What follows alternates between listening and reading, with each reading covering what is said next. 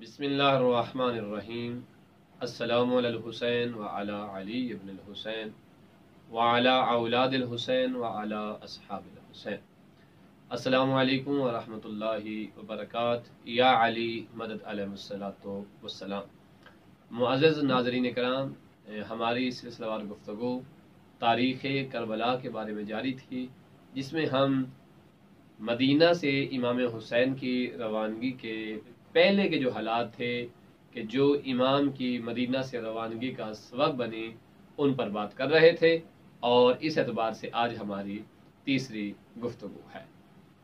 याद रहे कि जब मुआविया वापस आता है और शाम में रहकर इस फिक्र में रहता है कि यजीद की लोगों से बैत किस तरह से करवाई जाए, बिलखसूस अहले मदीना से।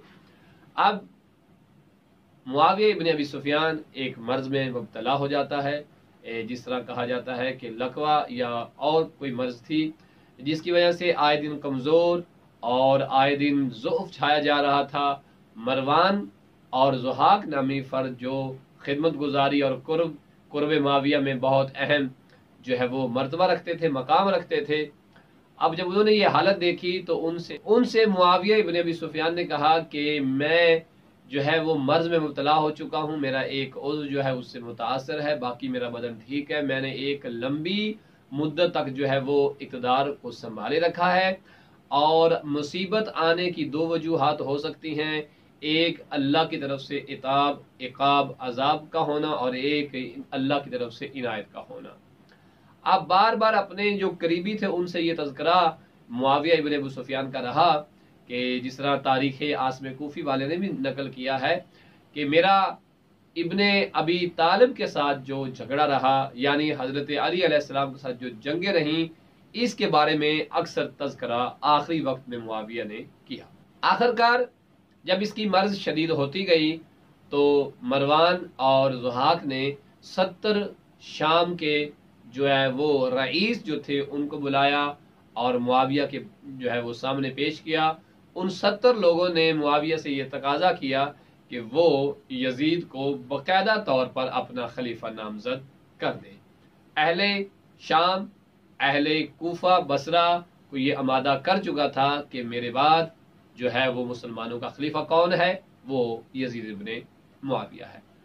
अब इसे जो फिक्र खाई जा रही थी वो ये थी कि शाम के लोग तो मान गए, बाकी लोग भी मान गए, लेकिन अहले मदीना में से वो शख्सियात जिन्होंने इनकार किया है वो कतई तौर पे यजीद को खलीफा नहीं बनने देंगे, बिलखसूस हुसैन इब्ने अली जैसी शख्सियत।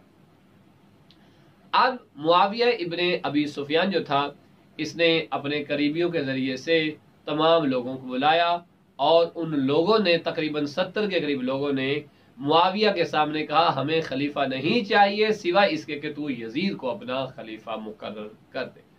अब इसके ऊपर बीमारी का गलबा भी छाया जा रहा है, कमज़ोरी भी होती चली जा रही है। बहरहाल आखिरी अयाम में मुआविया इब्ने अबी सुफियान ने यजीद को बुलाया और तख्त खिलाफत उसके हवाले किया। उसे कहा कि ये मेरी तलवार ले, मेरी अंगूठी ले, पोशाक जो है वो पहन और जाकर खिलाफत की कुर्सी पर बैठ जा। लेकिन याद रखना कि 4 लोग ऐसे हैं कि जो तेरी खिलाफत को कबूल नहीं करेंगे।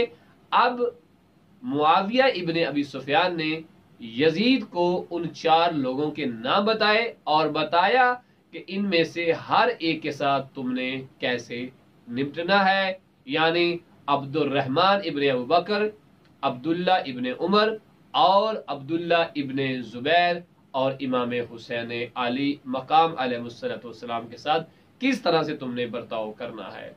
और इसमें बिलखसूस जो पहले 3 अहबाब थे, जिनमें बिलखसूस जो पहले 3 लोग थे, उनके बारे में बताया कि ये लोग किस चीज़ को पसंद करते हैं, उसी चीज़ को इनको देकर इनको राज़ी कर लेना। लेकिन याद रखना हुसैन इब्ने अली किसी बात पर भी तेरे साथ इस बात को कबूल नहीं करेगा कि तुझे मुसलमानों का खलीफा कबूल करे।